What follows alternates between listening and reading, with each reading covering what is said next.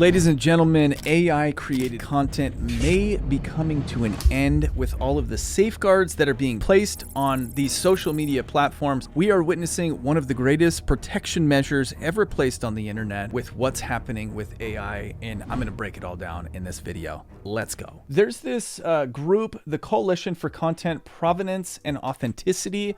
I had to look and see what provenance means. The place of origin or earliest known history of something. So basically what this coalition does, it's a safeguard put in place that all of these companies are jumping in to regulate what is AI generated content versus what is not. Because there are a number of bad actors in the space that are trying to pass off AI content as real content. And listen, I have personally dabbled in this myself to the tune of millions of views. I'm going to show you what I have done with AI. It's been pretty cool.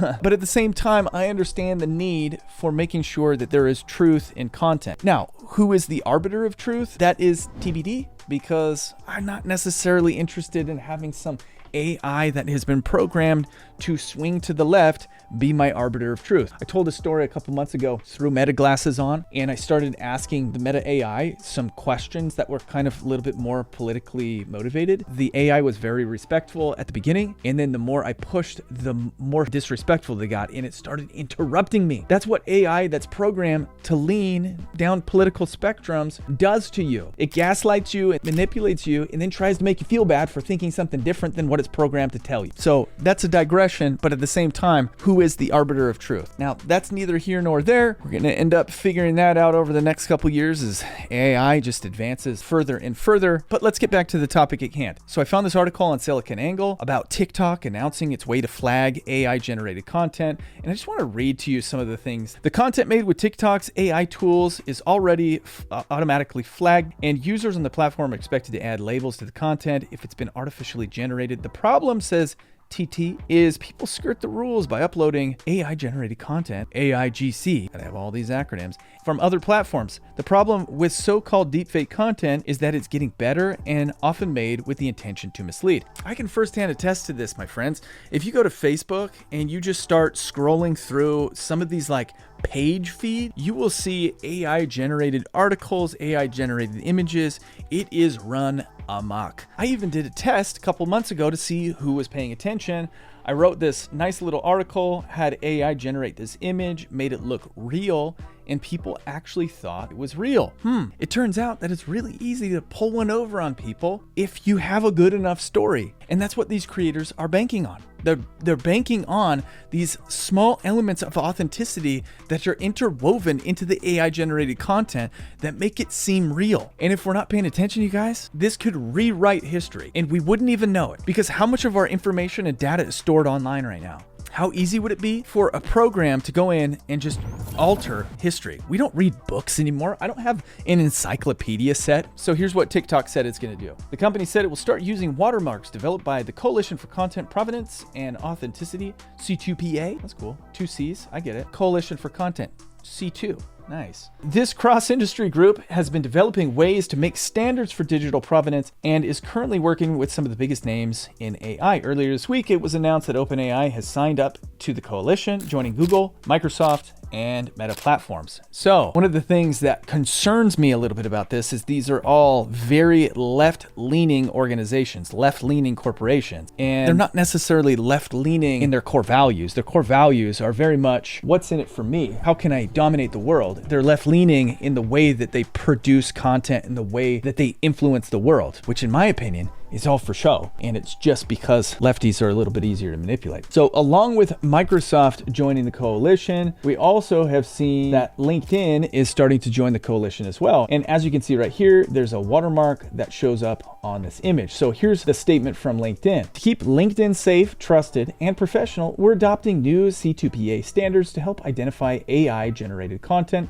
So what's changing? If you post images or video content that we detect was generated using AI, we'll label it with the C2PA icon. This icon will be added after the upload, blah, blah, blah, blah. Clicking on the icon will display all of this stuff. You guys can read that if you want. Pause your screen, read the rest of it. Basically, what they're trying to do is just make sure that everybody knows that if there is something that is created by AI that is fake, there's a label on it, which is really good for the older generation because for some reason, the older generation is more trustworthy. They're on social media to hang out with their friends. They see something that is completely wrong, do zero fact checking, and then just go all in with their sharing game. Hey, Marge, check this out. Sure, George. You know what I'm saying? You guys, they just get share happy with the stuff that isn't truthful at all. So it is a good thing to have some safeguards put in place. One thing I'm worried about is my thumbnails. Now, I want to show you some thumbnails that I've generated with AI that have absolutely destroyed. And my hope is that YouTube doesn't follow suit very quickly because I want to keep taking advantage of this while the iron is hot. So here is one of them. I designed this almost 100% with AI. The only thing that I added was this little mist here that looked like the soul of this person laying on the table. Other than that, the entire image was generated with AI. This got 3 million views, 2.9 million views. The reason why it was so successful was because it looks real. These people look real. They look like elites from the 1800s doing some type of ceremony with a man on a table with 3 feet. I didn't even notice that.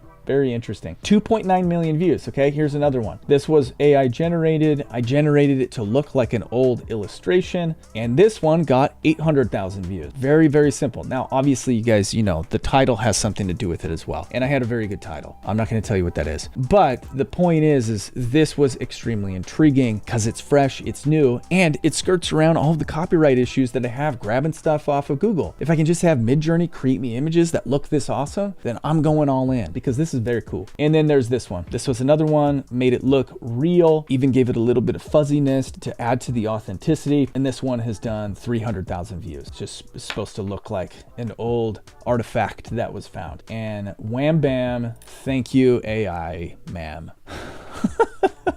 So what does this mean for YouTube? YouTube executives have already said that we need to start flagging our own content, saying if there is AI in them. There is the feature when you're uploading a content that you have to check the box if there's AI generated content that makes people believe that the content is real. You got to check that box. We already have to self-identify. My thought process behind it, you guys, is that it's already too late. They can put all of these safeguards in place and AI will get around them because OpenAI is not going to stop advancing because as soon as they do, the next best AI software is going to come along and blow them out of the water. We are in a stage right now where we're at the top of the mountain and we're just kind of getting started with AI. And we're going to be picking up speed.